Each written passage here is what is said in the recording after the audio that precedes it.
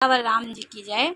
देखिए ही हर्षई बरसई सुमन सुमुख सुलोचन वृंद, और जहाँ जाए जहाँ जहाँ बंधु दो तहाँ तहाँ परमानंद। 223 दोहे में है कि सुंदर मुख और सुंदर नेत्रों वाले स्त्रियों के समूह हृदय में हर्षित होकर फूल बरसा रही हैं। जहाँ तहाँ दोनों भाई जाते हैं वहाँ वहाँ परमानंद छा जाता है। पूर्व पूरब दिशि गे दो भाई, जहाँ धन उमक हित भूमि बनाई। अति विस्तार चारु गच ठाड़ी और विमल वेदिका रुचिर समाधि।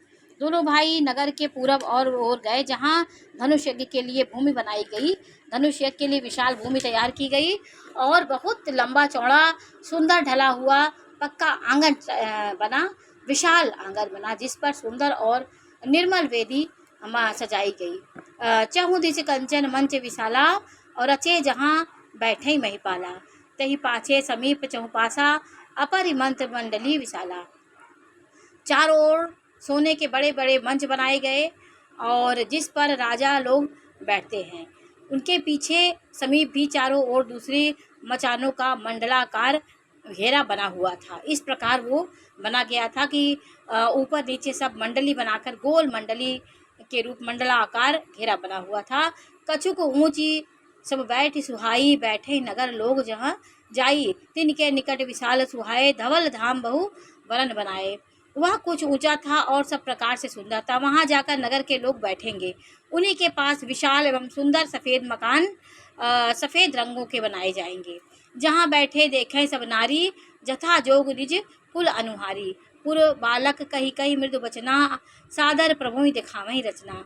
जहाँ अपने अपने कुल के अनुसार सब स्त्रियां यथा योग जिसको जहाँ बैठना उचित है बैठकर देखेंगी। यज्ञ का वो स्वयंवर का सब देखेंगी। सबके लिए व्यवस्था की गई। नगर के बालक कोमल वचन कहकर आदर पूर्वक प्रभु श्री रामचंद्र जी को यज्ञशाला की रचना दिखला रहे हैं। उन्होंने कहा कि यहाँ पे यज्ञ होने वाला है और इस प्रकार का वहाँ पे व्यवस्था हो रही है। रामचंद्र जी से वो लोग कह रहे हैं।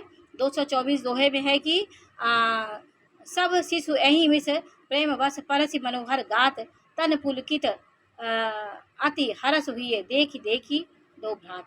सब बालक इसी बहाने प्रेम के वश होकर श्री रामचंद्र जी के मनोहर अंगों को छू छू करके शरीर से पुलकित हो रहे हैं और दोनों भाइयों को देख देख कर उनके हृदय में अत्यंत हर्ष हो रहा है। सब इतने पुलकित थे, सारी प्रजा, सब जितने भी बालक शिशु थे। श्री रामचंद्र जी ने जब बालकों को प्रसन्न प्रेम के वश जानकर देखा तो यज्ञ भूमि के स्थानों को प्रेम पूर्वक प्रशंसा की, जिससे बालकों का उत्साह